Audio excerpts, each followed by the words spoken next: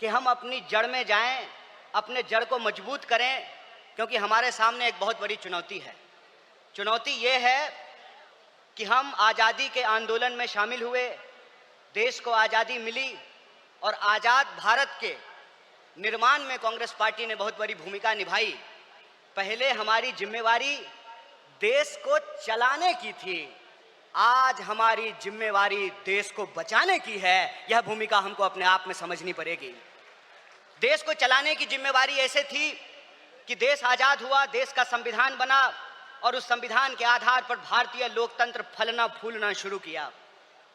कुछ दशकों के बाद कुछ ऐसी शक्तियां आज सत्ता पर काबिज हुई है जिन्होंने आज़ादी के आंदोलन में हिस्सा नहीं लिया। इसीलिए मैं बार बार कहता हूं, देश को आज़ादी माफी मांगने से नहीं, देश को आज़ादी लाठी खाने से मिली है, जेलों में जाने से मिली है।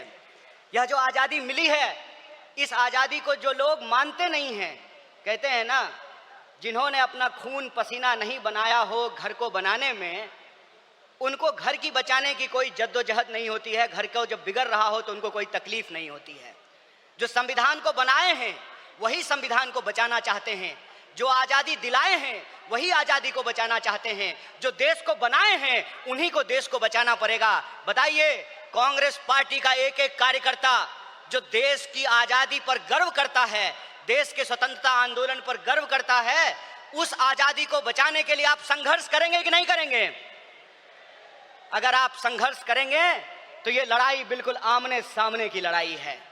ये लड़ाई है कि एक तरफ वो लोग हैं जो काली टोपी पहनते हैं, एक तरफ हम लोग हैं जो सफेद टोपी पहनते हैं। वो जो काली टोपी पहनने वाले लोग हैं वो काले कानून लेकर के आते हैं। हम सफेद टोपी पहनने वाले लोग जो हैं वो गरीबी का अंधियारा मिटा करके, बेकारी का अंधियारा मिटा करके हम रोजगार का अवसर लाना चाहते हैं। हम अन्याय को समाप्त करके सामाजिक, आर्थिक और राजनीतिक न्याय लेकर के आना चाहते हैं। इसीलिए आज जब मैं आपके बीच में बोल रहा हूं तो सबसे पहले जो ड्राफ्ट है रेजोल्यूशन की, मैं उसके समर्थन में बोल रहा हूं। और यह जो न्याय पथ है जिसको लेकर के हमारा संकल्प है कि इस न्याय पथ पर हम चलेंगे, और न्याय पथ पर चलने का मतलब यह है कि देश में कहीं भी अन्याय होगा, चाहे वो अन्याय दलितों के खिलाफ हो, चाहे वो अन्याय गरीबों के खिलाफ हो, चाहे वो अन्याय पिछड़ों के खिलाफ हो, चाहे वो अन्याय आदिवासियों के खिलाफ हो, महिलाओं के खिलाफ हो, किसानों के खिलाफ हो, मजदूरों के खिलाफ हो, किसी भी भारतीय के खिलाफ अगर कोई अन्याय होगा तो उस काली टोपी वाले अन्याय के खिलाफ हम सफेद टी शर्ट पहन करके राहुल गांधी जी के बताए रास्ते पर चलेंगे।